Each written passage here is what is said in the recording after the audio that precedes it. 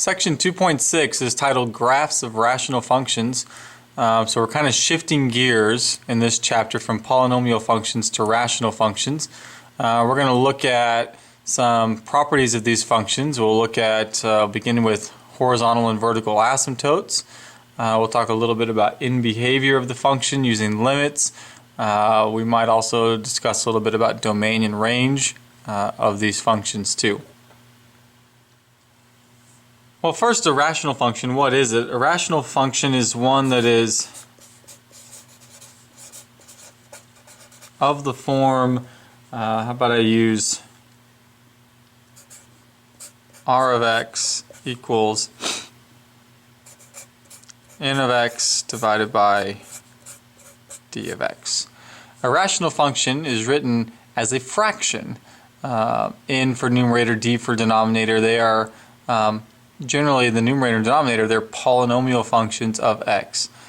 So the rational function is expressed as a fraction, and that will inherently cause some problems as fractions run into problems when we divide by 0. So we'll see some problems arise within these functions that affect things like its continuity. But that's what we're dealing with, fractional type functions in this lesson.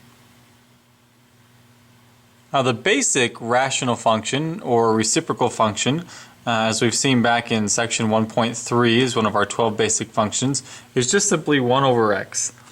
I don't have anything added or subtracted to this denominator, nothing added or subtracted out behind the function that would create a combined fraction. It's just as simple as we can make it 1 over x. And if I were to make some tables of values for this, if x is 1, 1 divided by 1 is 1. If x is 2, 1 divided by 2 is a half. I'll just skip out. If x is 5, 1 divided by 5 is 1/5. If x is maybe 1/2, now let's think about that. 1 divided by 1/2 would be the same thing as 1 times 2, which would be 2. If x was, say, 1/5, 1 divided by 1/5 would be 5. And what happens is we get a set of points that are going to look kind of like this. Tell you what, why don't we make this, just so we can see it better, why don't we make this 1, 2, 3, 4, and 5 like this. Let's just make these lines. Just kind of zoom in on it a little bit. Okay, so we have the point 1, 1. 2 is at 1/2. 5 is at 1/5. 1/2 is at 2. 1/5 was at 5. And we get a curve that looks like this.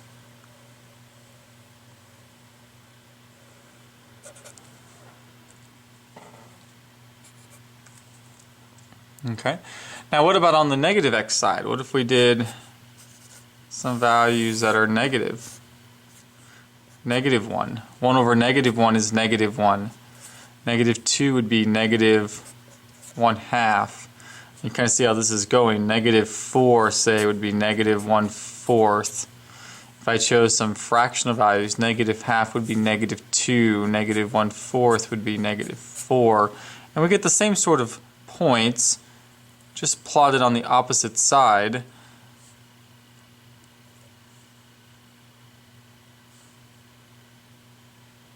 So we're looking at points like this. If I connect them,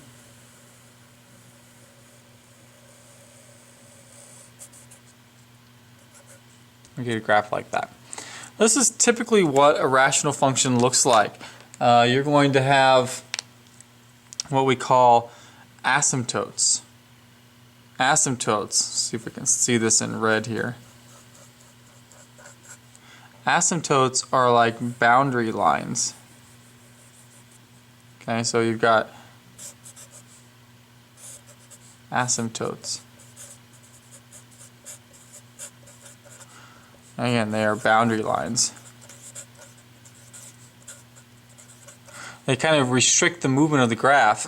You'll notice that as we get closer to those asymptotes, as we get closer to those boundary lines, The graph kind of levels off on the left, it levels off on the right, it gets kind of steeper, almost vertical on the top and the bottom of this graph as it gets closer to those asymptotes. So that's kind of what a basic reciprocal or rational function looks like. Now, of course, when we add and do other things to it, it's going to move it around left and right, maybe up and down. It's going to change where those asymptotes are. We might see graphs with two asymptotes possibly.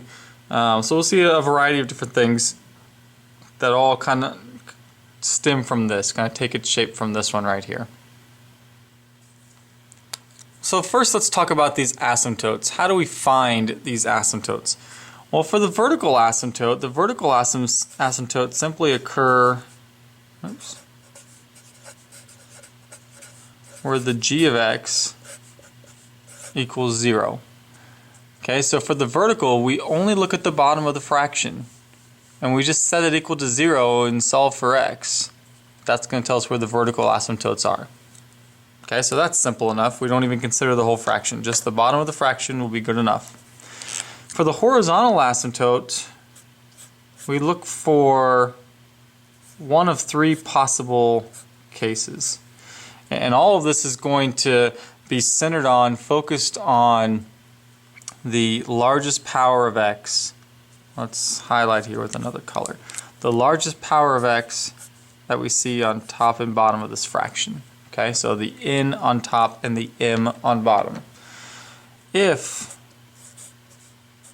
the n is less than m,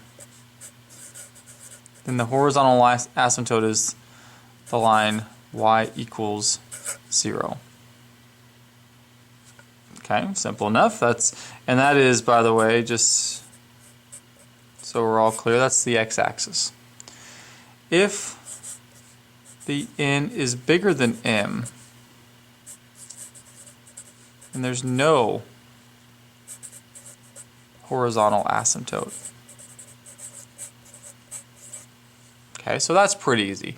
So we're just comparing the top and the bottom exponents. And if it's smaller on top, then it's the x-axis. If it's bigger on top, there isn't one. If, on the other hand, that n equals m, because that could happen, the powers could be the same, then it's y equals a sub n divided by b sub m.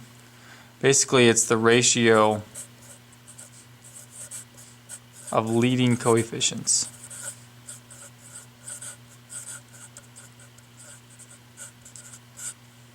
Okay, so we simply just divide the numbers that are sitting in front of the x's, and that finds the horizontal asymptote in that case. This is again how we find the vertical and horizontal asymptotes to a rational function. And that's typically where we will begin with each of these graphs that we are sketching.